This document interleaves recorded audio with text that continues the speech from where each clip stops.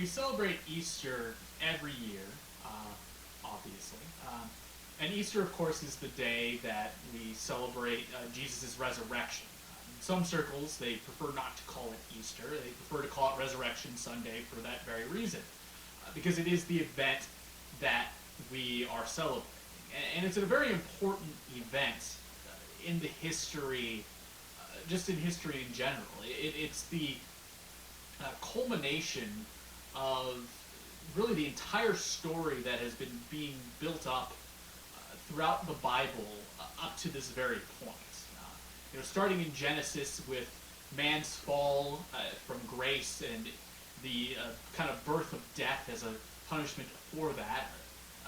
Man has been fighting against that ever since then, and continuing to fight against that as well. And Jesus' death for our sins and then rising again signals a changing and a kind of a shifting in that sort of battle. That a shift to a time where death no longer is going to have that sting, which of course will come with his second coming.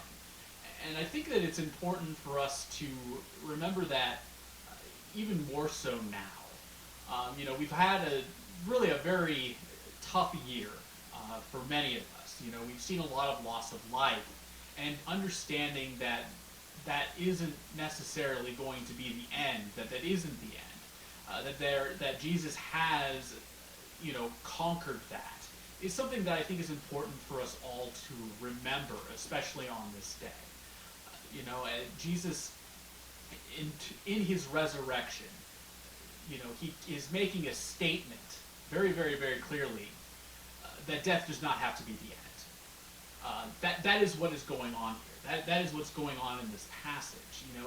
The truth is that for the forgiveness of our sins, there needed to be a blood sacrifice, which is what Jesus was.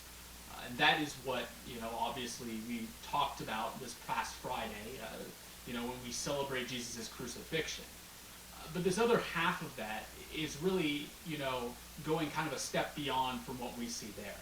Jesus did not necessarily need to come back for our sins to be forgiven in that sort of sense. He didn't need to resurrect and then reappear to his disciples, especially. In doing that, he's making that sort of statement that, death is on its last legs, essentially. That it's going to be going away, and that in this future coming kingdom, which he is left to prepare for us, there will be no more death and no more tears and no more suffering in that way. So that is what I have for you today, and I want to wish you all a very happy Easter. Stay safe, spend some time with your family, and celebrate what Jesus has done for us, for his death and his resurrection. And I will see you all next week. I'm now going to leave you all with our last worship song today.